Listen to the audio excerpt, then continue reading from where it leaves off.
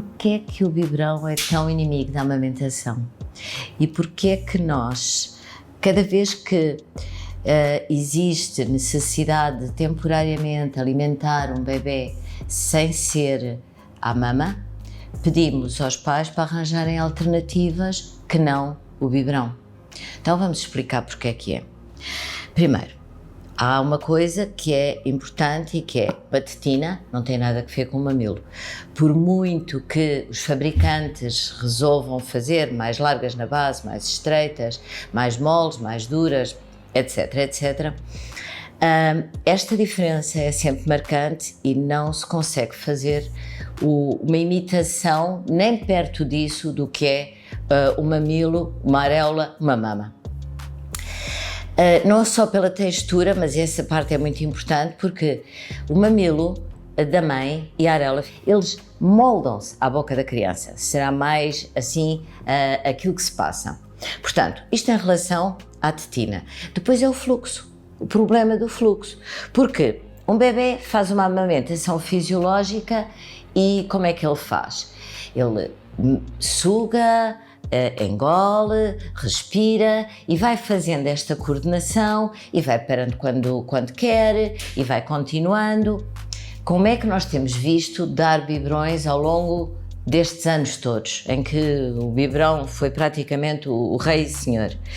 Então, habitualmente aquilo que a gente vê é o bebê está deitado, bastante deitado, e coloca-se o biberão quase na vertical. A preocupação das pessoas era dizer que a tetina tinha que ficar cheia para que o bebê não engolisse muito ar. É verdade que um bebê engolar com biberão e não engolar a mamar, mas isso não é motivo e nós já veremos a seguir. Mas era assim, encher bem a tetina e colocar. Ora, vocês reparem, um bebê a mamar desta maneira, eu estou a dar-lhe um débito brutal pela boca abaixo. E aquilo que muitas vezes até se via era o leite a esguichar pelos lados da boca do bebê, porque ele não tinha rapidez suficiente para tanto fluxo, e o bebê em tensão, com as mãos bem abertas, tipo, para, por favor, mas as pessoas não estão atentas a estes sinais, não conseguem descodificar e continuavam a dar. Ainda tem outro defeito o biberão.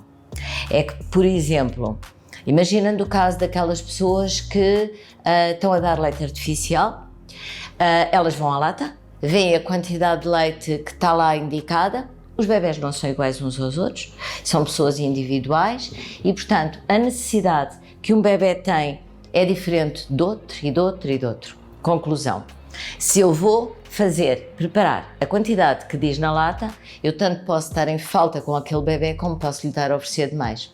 E aquilo que os pais, coitados, porque não sabiam melhor, têm feito é puseram a medida, o bebê entretanto parou, já não quer mais, está com ar satisfeito, mas não, vamos dar este bocadinho porque tens que beber isto até ao fim, e como que forçam.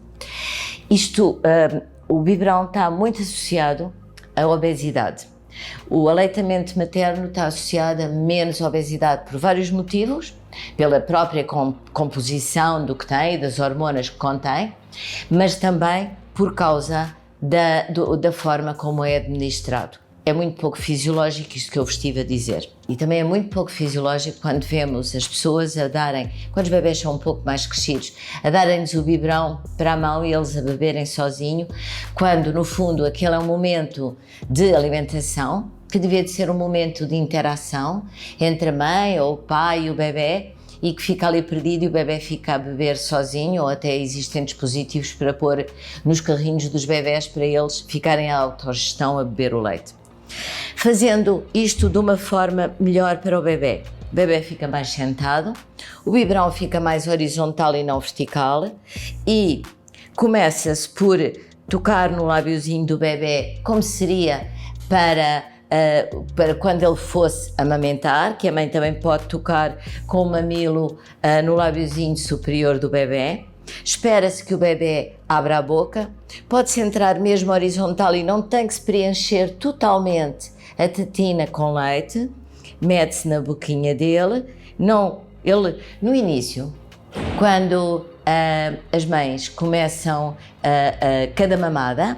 Em cada mamada, o bebê primeiro tem que chamar o leite, passa a expressão, ou seja, fazer libertar um reflexo, que é o reflexo da oxitocina, e quando ele se liberta, é que vai fazer a injeção do leite da mama da mãe. Então, eu também não vou deixar que este bebê mame grande quantidade, ele vai chupar enquanto espera como que se dê o reflexo e, entretanto, eu vou inclinar um bocadinho e o bebê começa a beber. Vou fazendo pausas em que espero para ele descansar, para ele ir percebendo que está saciado. Porque quando eu dou um biberão assim, o bebê vai ficar saciado, mas ainda não percebeu que está. Porque bebeu tão depressa que a sensação de saciedade ainda não teve tempo de chegar à cabeça. Então, acabará por beber sempre uma maior quantidade do que aquela que devia de beber. Então, vamos passar a fazer, as pessoas muitas vezes agora chamam-lhe paced feeding, ou seja, vamos alimentá-lo, mas vamos alimentá-lo ao passo dele, ao tempo dele, à vontade dele, sempre olhos nos olhos, a estudar o bebê, a ver as reações do bebê, portanto, no fundo, mantendo uma relação, que é o que é importante.